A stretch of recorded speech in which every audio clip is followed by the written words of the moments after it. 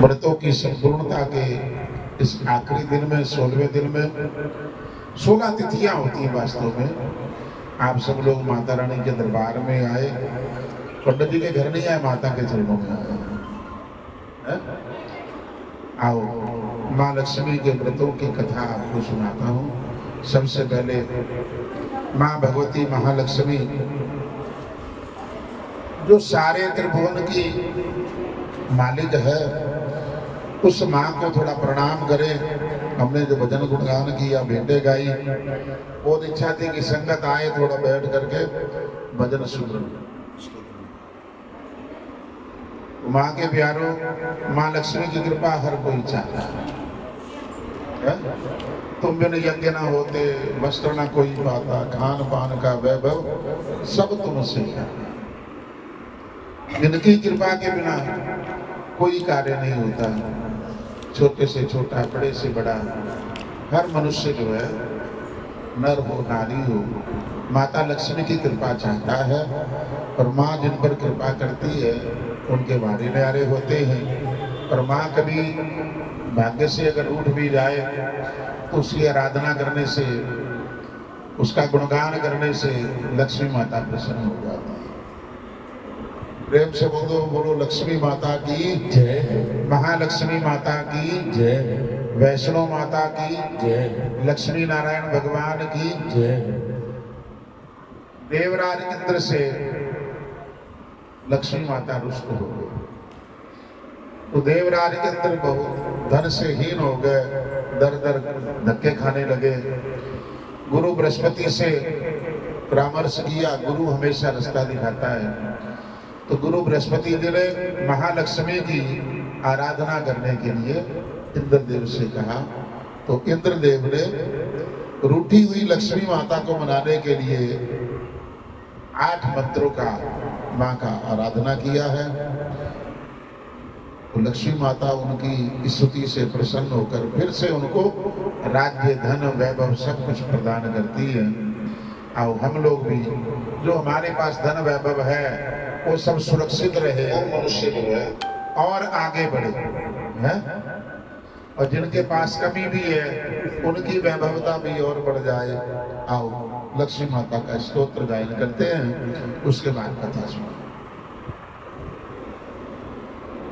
अथ महालक्ष्म्यष्टकम् इंद्रोवाच नमस्तेस्तु महामाये श्रीपीठे सुरपूजिते शंख चक्र गदा हस्ते महालक्ष्मी नमोस्तुते। नमस्ते गरुडारूढ़े कोलासुर भयंकरी सर्व पाप हरे देवी महालक्ष्मी नमोस्तुते। सर्वज्ञ सर्वहृदे सर्व दुष्ट भयंकरी सर्व दुख हरे देवी महालक्ष्मी नमोस्तुते। सिद्धि बुद्धि प्रदे देवी भुक्ति मुक्ति प्रदायिनी मंत्र मूर्ते सदा देवी महालक्ष्मी नमोस्तुते। आद्य अंत रहिते देवी आद्य शक्ति महेश्वरी योगेने योग संभूते महालक्ष्मी नमोस्तुते। स्थूल सूक्ष्म महारौद्रे महाशक्ति महोदरे महापाप हरे देवी महालक्ष्मी नमोस्तुते। पद्मासन स्थिते देवी परब्रह्म स्वरूपिणी परमेशी जगन्मातर महालक्ष्मी नमोस्तुते। श्वेतांबर धरे देवी नानालंकार भूषिते जगत स्थिते जगन्मातर महालक्ष्मी नमोस्तुते। महालक्ष्मी अष्टक स्तोत्रम यह पठेत भक्तिमान रहा सर्व सिद्धि प्राप्नोति राज्यं प्राप्नोति सर्वदा। एक कालम पठे नित्यम महापाप विनाशनम द्विकालम यह पठे नित्यम धान्य समन्वितः।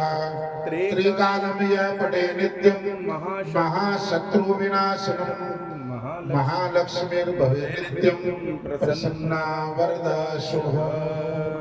इति श्री इंद्रकृतम महालक्ष्म्यष्टक स्तोत्रम संपूर्णम। बोलो लक्ष्मी माता की जय, देवराज इंद्र महाराज की जय।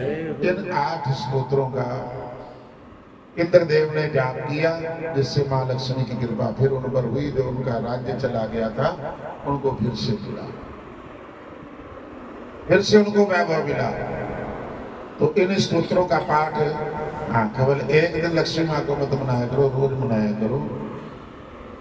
और मंत्र पाठ ना हो सके तो जय लक्ष्मी, जय लक्ष्मी, जय महालक्ष्मी, कैसे भी गा लो, जय लक्ष्मी माता। आरती तो कर ही सकते हैं ना, किया करो। हाँ, माँ लक्ष्मी माता के 16 दिवसीय इस यज्ञ की कथा आप लोगों को सुनाता हूँ।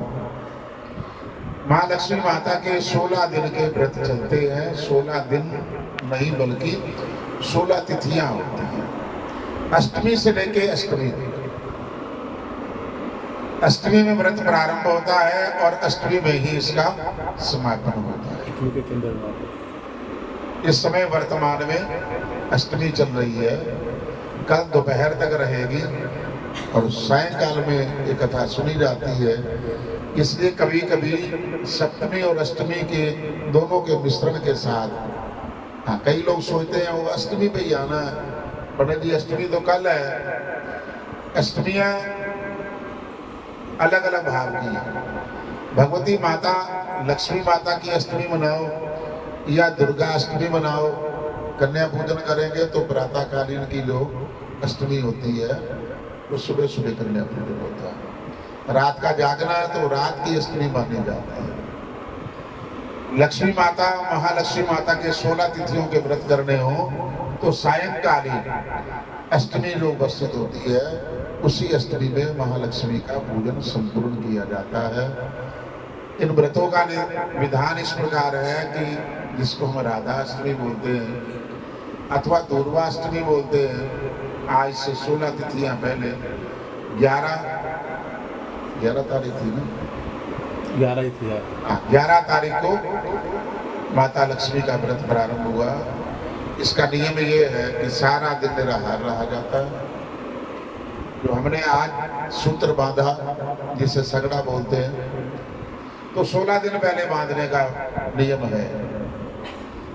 सारा दिन निराहार रह करके सायंकाल में माता रानी की पूजा आरती करके, तारा दर्शन करके, तो चंद्रदेव तो भाई जैसे जैसे तिथियां आगे बढ़ेंगी चंद्रमा देर से उदय होगा तो अर्धरात्रि पर्यंत दर्शन नहीं।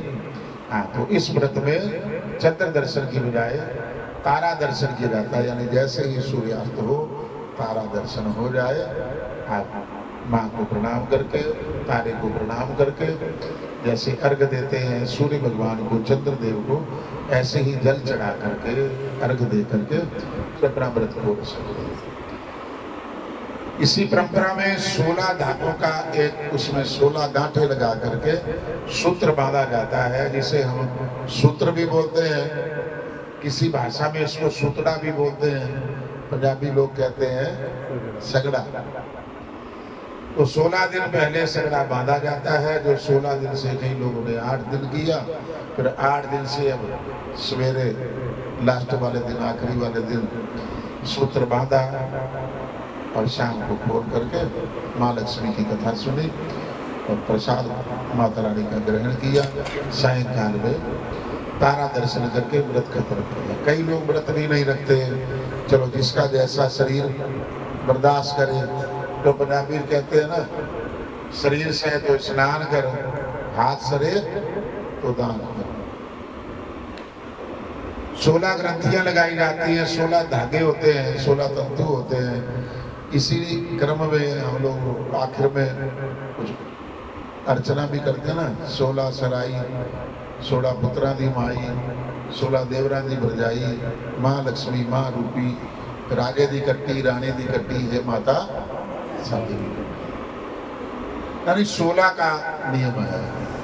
अब 16 तिथियां कई बार 14 दिन में भी बीत जाती है, क्योंकि ये चंदा मामा की करामात है।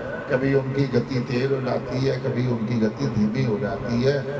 जब धीमी हो जाती है तो दिन 16 की बजाय कई बार 17 भी हो जाते हैं, कई बार 15 रह जाते हैं, कई बार 14 में भी दिनों में भी 16 तिथियां बीत जाती हैं। इसलिए आप लोग अष्टमी तिथि की मान्यता दिया करो।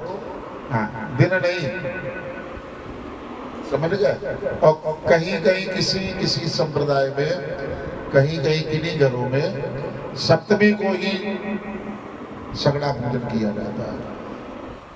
और कथा सुनाता हूँ, जैसी मैंने अपनी जन्मदाता माता से सुनी, मेरी माँ सुनाया करती थी, उसी को मैं कुछ संशोधन करके थोड़ा सा उसको बढ़ा करके कथा सुनानी शुरू कर दी। माँ हमारी सामान्य रूप से सुनाती थी, जैसे रात को सोते हुए बच्चों को कथा सुना दी जाती थी। अब ये तो माता का ही आशीर्वाद है ना, तो अपनी अपनी जन्मदात्री को भी ध्यान करो, तो मुझे भी माँ याद आ रही है? तो वो कथा मैंने उन्हीं से सुनी थी। बोलो जन्म देने वाली माता की, भी माता का ही रूप है, सबकी माँ होती है। हाँ, सासू माता की भी जय बोल दो। हाँ, आपकी नहीं तो आपके श्रीमान की माता तो है ही नहीं, है ना? हाँ, उन्होंने उनको जन्म दिया तो पूजनीय होना चाहिए कि उन्होंने उसको जन्म दिया जो आपको पति रूप में प्राप्त हो। बोलो सासू माता की, जन्म देने वाली माता की, माता और पिता की। और वैसे भी ये श्राद्ध पक्ष चल रहे हैं, इसमें तो पितरों मातरियों का ध्यान किया जाता है, उनके निमित्त पूजा अर्चना करके, है ना? तो पितृदेव और मातृ देवियां, इनकी विशेष कृपा चाहिए। ये माँ तो प्रसन्न होती है, क्यों? ये तो हमेशा ही प्रसन्न रहती है।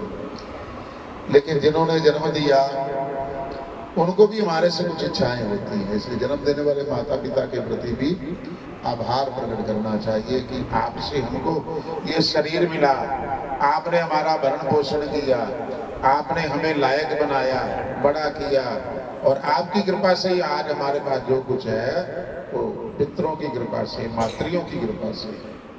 और लक्ष्मी माता की कथा के लिए ध्यान करो। बोलो लक्ष्मी माता की जय। कहते पुराने समय में ब्राह्मण लोग सूत्र बना करके अपने यजमानों को दिया करते थे, और यजमान लोगों से कहते थे कि 16 दिन की आपकी ये माँ लक्ष्मी की तपस्या शुरू हो रही है, कल से आप प्रातः काल स्नान करके सूत्र बांधे, लक्ष्मी जी का व्रत करें, अनुष्ठान करें। तो ऐसे ही एक राजा रानी थे उस राज्य के, तो ब्राह्मण लोग, उस राजा का ब्राह्मण था, उस ब्राह्मण की पत्नी, उसने माता लक्ष्मी के ये सूत्र बनाए, और रानी जो उस समय अपना श्रृंगार कर रही थी, शाम का समय था, श्रृंगार में मगन थी, और रानी से जाकर उस ब्राह्मणी ने कहा, हे महारानी आपकी जय हो, आओ महारानी कैसे आए, आओ गुरु माता कैसे आए। बोले कल से माता लक्ष्मी के व्रत शुरू हो रहे हैं, हम आपके लिए सूत्र लेके आए हैं, आप भी बांधे अपनी कलाई पे, और महाराज को भी बांधे। तो रानी जो, जिसने अपने हाथों में तरह तरह का श्रृंगार कर रखा था, सुंदर सुंदर कड़े पहन रखे थे, तो बोली ये पीला सा सूत्र, पीला सा धागा, इसके पहनने से मेरे कंगनों की शोभा जो है मंद हो जाएगी, यानी कम हो जाएगी। इधर मैंने सोने के जीवर पहने होंगे हाथों में, और इधर ये पीला सा धागा, अच्छा लगेगा? और क्या मिलता है इससे?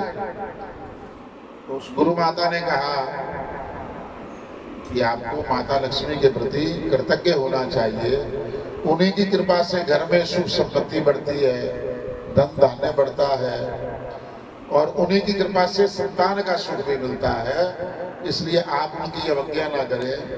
हे महारानी, आप इसको कल से शुरू करें। रानी ने फिर एक बार तिरस्कार किया, मना कर दिया, ले जाओ, मुझे नहीं चाहिए। लेकिन मेरे हार श्रृंगार का समय है, मैं सज रही हूँ, संवर रही हूँ, और ये बांधने से मेरे सुंदरता में कमी आएगी। लेकिन वो गुरु माता फिर भी जबरदस्ती करके उस घर के सदस्यों के हिसाब से एक सूत्र बढ़ा करके दे के चली जाती है। नहीं नहीं, आपने बांधना है, ये धागा बांधना है, कल से व्रत नियम करने हैं, और 16 दिन बाद जब माँ लक्ष्मी के व्रत पूर्ण होंगे तब इसका पूजन करके खोल देना, कथा सुन करके। तो दे करके चली जाती है, लेकिन रानी के मन में कुछ अहम था, अहंकार था, उसके पास बहुत धन की कमी नहीं थी। तो उसने सोचा मुझे क्या करना, उसने वो सूत्र उठाए, अपने महल की खिड़की से ऐसे पीछे फेंक दिए, अब जैसे ही वो सूत्र फेंके गए माता के, तो माता लक्ष्मी को इससे बड़ा गुस्सा आया। रात को राजा को सपने में माँ ने दर्शन दिए, कहा तेरी पत्नी तेरी रानी ने मेरा तिरस्कार किया, मेरी अवज्ञा की है, या तो अपनी रानी का परित्याग कर दो या फिर मैं तुम्हारा परित्याग कर दूंगी, तुम्हारा राज्य छोड़कर कहीं किसी और के चली जाऊंगी। और राजा घबरा गए कि हमारे घर में हमेशा से माँ की पूजा होती है, मेरी पत्नी इसने माँ का अपराध किया है, माँ इसको दंड देना चाहती है तो इसको दंडित करना चाहिए। अब सुबह भरे दरबार में राजा ने रानी को बुलाया और राज आज्ञा जारी कर दी कि तुमने लक्ष्मी माता का अनादर किया है, तुम्हें देश निकाला दिया जाता है। रानी बहुत रोती है, गिड़गिड़ाती है, लेकिन उसकी बात नहीं सुनी जाती। नौकर उसे ले जाते हैं और बियाबान जंगल में छोड़ देते हैं। और जंगल में भटकती है, कहाँ जाऊं किधर जाऊं, पति ने त्याग कर दिया। जो रानी थी वो दर दर ठोकरे खा रही है, भूखी प्यासी। कहीं सरोवर पर जल देखा तो जल पीती है तो जल गंदा हो जाता है, पेड़ पर को फल लगे तो भूख लगी है, वो फल तोड़ के खाती, सारे फल गंदे निकलते हैं, यानी गले हुए सड़े हुए निकलते हैं। परेशान आखिर जंगल में और आगे आगे बढ़ती जाती है कि इस अवस्था में जीकर क्या करना है, कौन सहारा देगा मुझको, मैं माँ की अपराधनी हूँ, माँ की अपराधनी हूँ, तो अब मेरा कैसे छुटकारा हो इस दोष से, मुझे मुक्ति कैसे मिले, लक्ष्मी माता की कृपा कैसे मिले।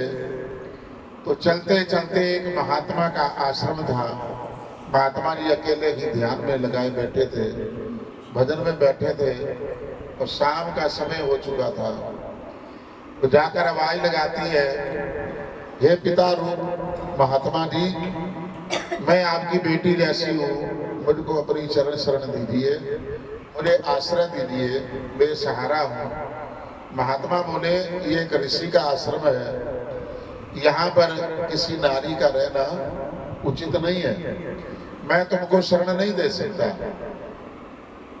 फिर प्रार्थना करती है, मैं तो आपकी बेटी जैसी हूँ, नारी अलग है लेकिन बेटी तो बेटी होती है, मुझे बेटी बनाकर शरण दो, मुझे तिरस्कार मत करो। माना मेरे से माँ लक्ष्मी का तिरस्कार हुआ है, लेकिन अब मैं प्रायश्चित भी करना चाहती हूँ। तो ऋषि पूछते हैं, क्या हुआ आपसे, कैसा अपराध हुआ, क्या गलती हुई? तो रानी ने वो सारा वृत्तांत सुनाया, कैसे कैसे मैंने महालक्ष्मी के व्रत ना करके माता रानी के सूत्रों का तिरस्कार किया, मुझे मेरे पति ने देश निकाला दे दिया है, अब मैं विपत्ति की मारी हूँ, हे पिता रूप मुझे आप शरण दीजिए। तो महात्मा जी को दया आ जाती है कि शरण में आए हुए को अगर तिरस्कार कर दे, शरणागत को जो त्याग देता है उसके सारे पुण्य नष्ट हो जाते हैं। मैं भगवान की तपस्या कर रहा हूँ, तो मेरी पूजा कैसे सफल होगी कि मेरे पास आया हुआ कोई जीव इस घने घनघोर वन में किसी जीवों का शिकार हो जाए, इसको कोई जानवर खा जाए तो उसकी हत्या का पाप मुझे लगेगा, लेकिन एक जवान स्त्री मेरे आश्रम पर रहे तो ये भी लोगों के लिए चर्चा का विषय बनेगा, तो क्या करूं? तो महात्मा जी सोच विचार करते हैं, ध्यान करके कुछ मंत्र जाप किया, मंत्र जाप करके उन्होंने अपने हाथ में जल लिया और रानी के ऊपर ऐसे छींटा लगा दिया, और राजा के वो पत्नी जो है, रानी जो है, महाराज के छींटा लगाते ही जल का वो छोटी सी बच्ची बन जाती है, 6 साल की एक कन्या बन जाती है। तो महात्मा जी कहते हैं, अब तुम मेरे घर रह सकती हो, अब मेरी बेटी बन के रह सकती हो। कितनी सी बालिका मेरे घर में मेरी बेटी बनकर रहे। तो उनको चरण शरण दी महात्मा जी ने, और उसकी भूलें बख्शाई, माता रानी के मंत्र सिखाए, माता रानी की आराधना करना सिखाया। तो उसने इन्हीं 8 मंत्रों का जाप करके, जो मैंने आपको सुनाए हैं, कि जैसे इंद्र ने रूठी माँ को मनाया, तो वे बेटी तुम भी महालक्ष्मी की उपासना करो, माँ ने जब इंद्र जैसे देवता को भी समाधान दे दिया, उसका वैभव लुटाया, तो तेरा भी राज्य वापस आएगा, तेरा रूठा हुआ पति भी तुझे लेने आएगा। ऐसा जब महात्मा जी ने रानी को माँ की भक्ति और पूजा करना सिखा दिया, तो रानी सब करना सीख गई और धीरे धीरे लक्ष्मी माता ने उसके पाप क्षमा कर दिए। अब धीरे धीरे दिन बीतते गए, 12 साल बीते, तो 12 और 6 18 साल की लगभग हो गई। तो क्या उस पर कृपा हुई, वो सोने के घोड़ों में झूलती है, सोने के गिट्टों से वो गिट्टे खेलती है और माता रानी की आराधना भी करती है, ध्यान भी लगाती, पूजा भी करती, मंत्र जाप भी करती है। इधर 12 साल हो गए राजा को रानी का परित्याग किए। एक दिन राजा शिकार खेलने के लिए अपने एक सेवक को साथ लेकर, चलो वन में चलते हैं, जो उसका रोज भोजन बनाता था, अपने रसोइये को साथ लिया और वहीं पे शिकार मारेंगे, वहीं वन में शिकार का तुम भोजन बनाना और सारा दिन वहीं रहेंगे। वन में गए तो कोई और जानवर नहीं मिला, तो एक तितर जैसा पक्षी, तितर पक्षी उसका आखेट किया और बोले इतने से मेरा आहार हो जाएगा, जाओ इसको पका करके लाओ, इसको पका करके लाओ। तो सेवक कहता है रसोईया, इस बियाबान जंगल में अग्नि कहाँ से मिलेगी महाराज, कैसे पकवान बनाऊंगा आपका? बोले मैं हूँ राजा, मेरा काम है आज्ञा देना, तुम हो सेवक, तुम्हारा काम है सेवा करना। अब ये तुम्हारे ऊपर निर्भर है, जैसे बना के लाओ, मैं यहाँ पर बैठता हूँ और तुम जाओ और इसको पका के लाओ। कहीं से देखो जंगल में कहीं ना कहीं आग मिल जाएगी किसी घर में। उन दिनों ये माचिसें, दिया सलाई वगैरह नहीं होती थी, लोग घरों में आग जब जलाते थे तो जब दोपहर का या रात का भोजन पककर तैयार हो जाता था तो अग्नि को दबा करके सहेज के रखते थे। सायंकाल में फिर बचे हुए अंगारों के ऊपर फिर तिनके आदि लगाकर, पतली पतली लकड़ियां लगा करके फिर अग्नि प्रकट की जाती थी। तो ऐसे घरों में चूल्हा चौका चलता था। या संत महात्माओं के धुने तो 24 घंटे चलते रहते थे। उनके स्थानों पर यज्ञशाला में 24 घंटे अग्नि प्रकट रहते थे। अब वो सेवक बेचारा बड़ा निराश, तो जंगल में कहाँ आग ढूंढूं, कहाँ जाकर पकाऊं? अब राज आज्ञा है, नहीं पका के लाऊंगा तो राजा मेरे सहित मेरे पूरे परिवार को मृत्यु दंड देगा। अब वो अग्नि की खोज में चला जा रहा है, तो पेड़ों के झुंड में के पीछे से उसको कहीं से धुआं उठता हुआ दिखा। तो खोजते खोजते पहुंच गया, देखा महात्मा का आश्रम है जहाँ पर यज्ञ कुंड में धुआं उठ रहा है, चलो मेरा काम हो जाएगा, ये सोचकर वहां जाता है और कहता है, तो महात्मा जी थे नहीं, वही रानी सुंदर स्वरूप में, जो उसको पहले भगवान ने सुंदरता दी थी, उससे भी अधिक सुंदर होकर के वो गिट्टे खेल रही है, सोने के हीरे मोतियों के गिट्टे खेल रही है। माँ मेरी कहती थी उछाल मार खेल रही है। अगो हूँ हाँ गीता करो ना। पार्वती भी तो सो गई थी, है आगे हाँ हूँ गीता करो भाई, बोल साचे दरबार की। तो जाके उस राजकुमारी रूपी रानी से जाके कहता है, हे देवी, मैं एक राजा का नौकर हूँ, मुझे अग्नि चाहिए, अपने मालिक के लिए मुझे भोजन बनाना है। उसने कहा वो धोने में से कुछ अग्नि निकाल लो, एक साइड में जाके, एक तरफ को जाके कुछ अपना बनाओ चूल्हा, उसमें अग्नि प्रचंड करो, पका लो भाई। और उसने अग्नि कुंड से कुछ अंगारे लिए और कुछ ईंट पत्थर लेकर के उसने लकड़ियां लगा करके उसने वो तीतर जो था, जो मारा था राजा ने, वो तीतर उसके ऊपर भूनने के लिए रख दिया गया। चलो कहते सुनो, कोई गाल नहीं। अब उसने रानी की तरफ देखा, जो ये देवी यहाँ पर ये हीरे मोतियों के सोने के गिट्टे खेल रही है, कौन है? जब उसने ध्यान से देखा तो उसको अपनी महारानी का चेहरा याद आ गया। ये हमारे राजा की रानी थी, राजा की रानी थी। ये तो बिल्कुल इस वैसी लग रही है, वही है 12 साल पहले राजा ने त्याग दिया था।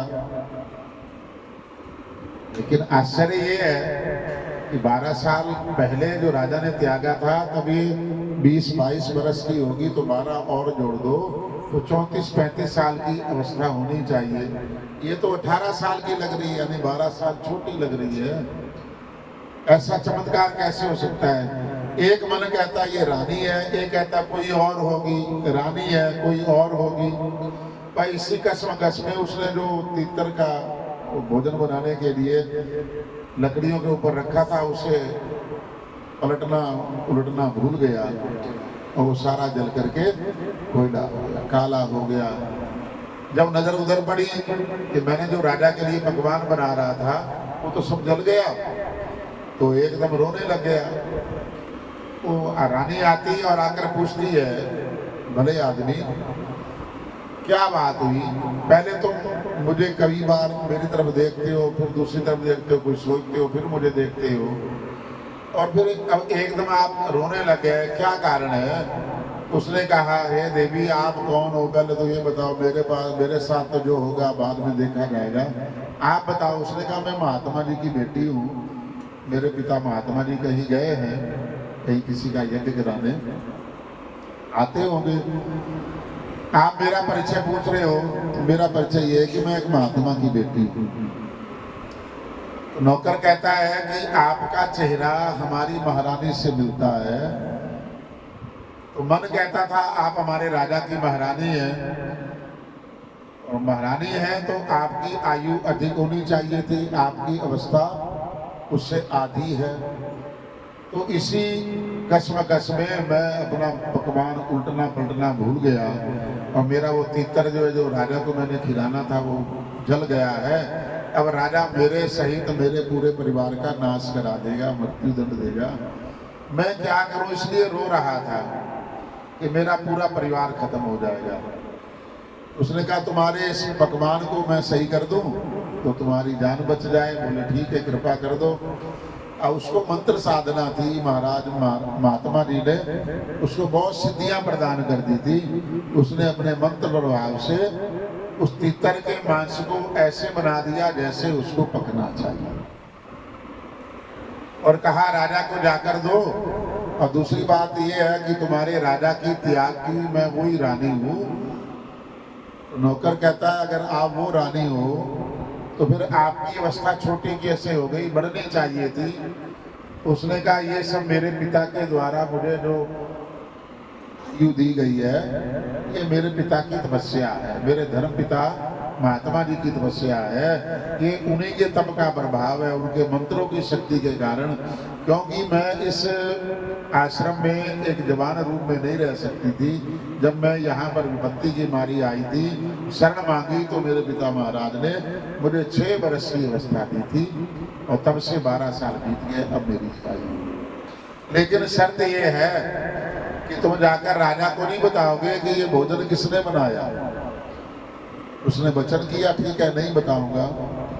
वो राजा के पास लेकर आता है। राजा को जब उसने बना के दिया, वो सामने पेश किया, लो महाराज भोजन करो, आपकी आज्ञा निभाई है।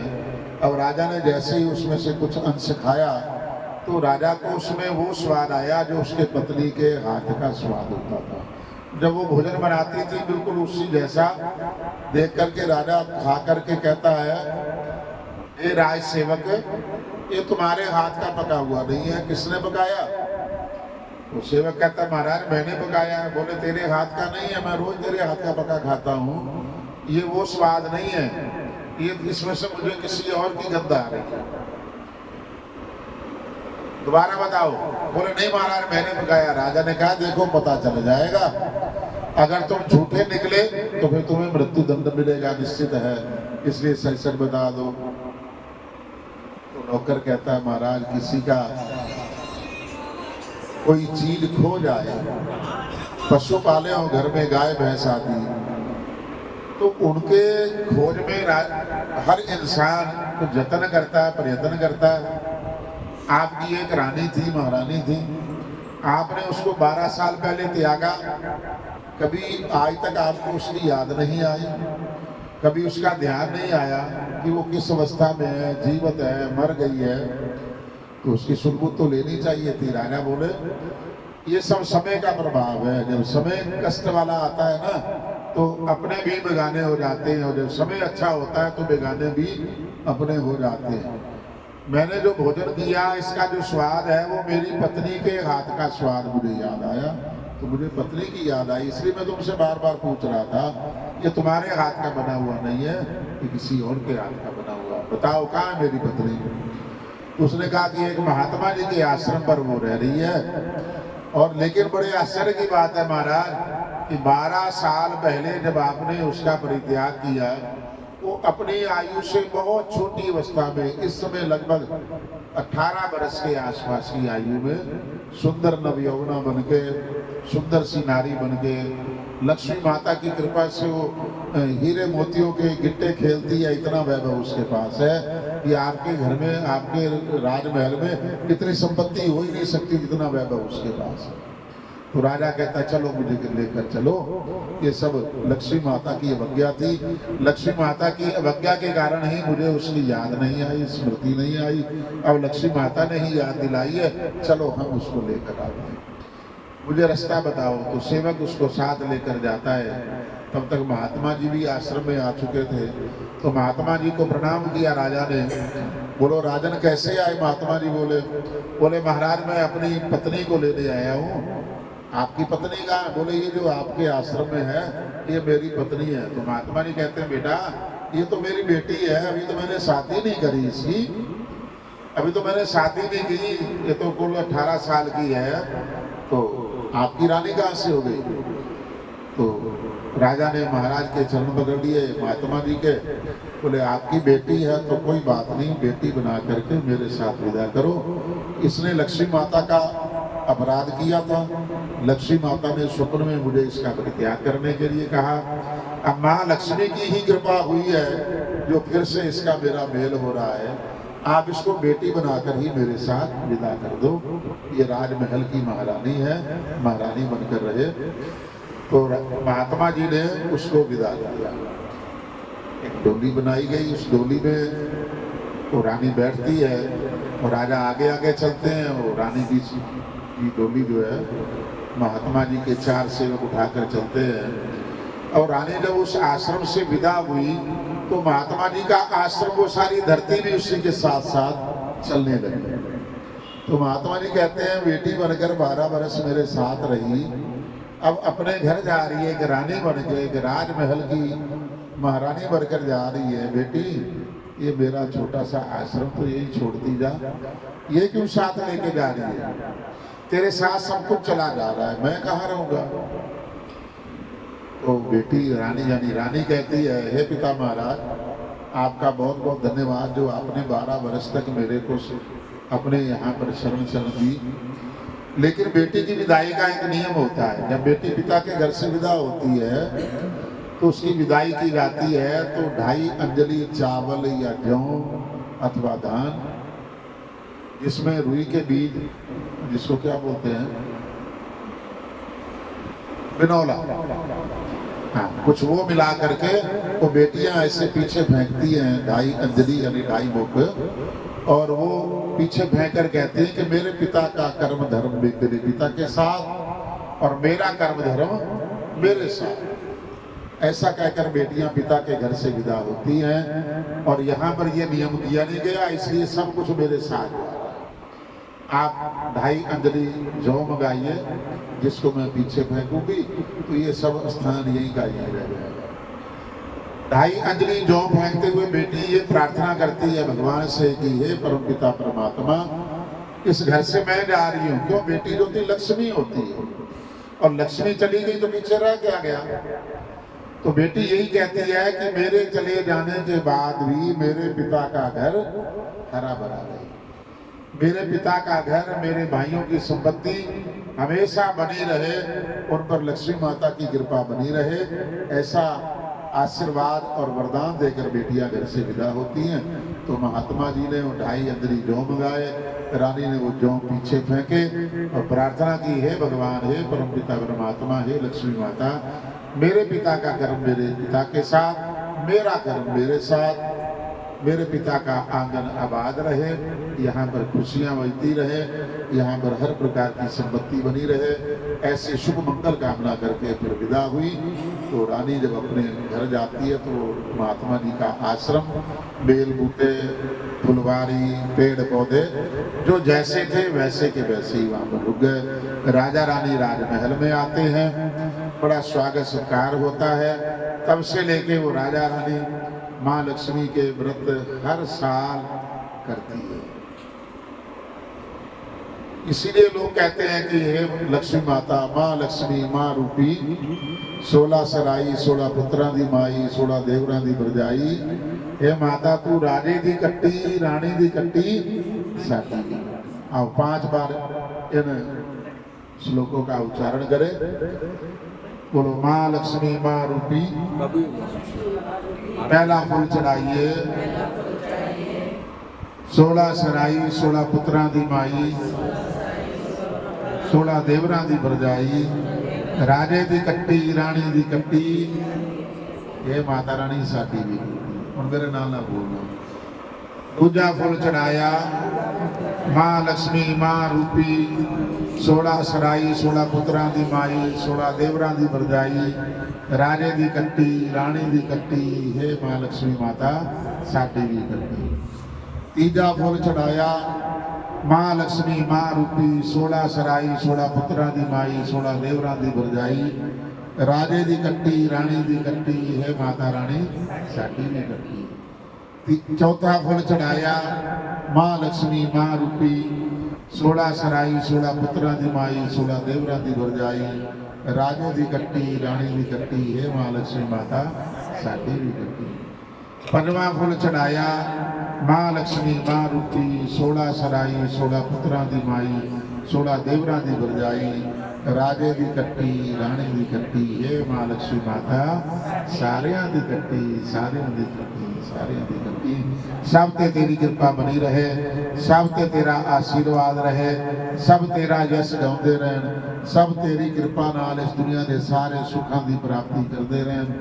एक ब्राह्मण होने के नाते, कथा सुनाने के नाते व्यास गद्दी से इस घर में जितने लोग आए हैं और मीडिया पर जो लोग अपने अपने घरों में सुन रहे हैं, फेसबुक पर या यूट्यूब पर जो इस कथा को सुन रहे हैं, उन सब के लिए भी मंगल कामना है कि लक्ष्मी माता सबके खजाने भरपूर करे, सबके यहाँ धन धान्य की वृद्धि हो, सबके संतान का सुख हो, सबकी संतान अच्छी हो, संतान दानी बने, दाता बने और धर्म मार्ग पर चलने वाली हो।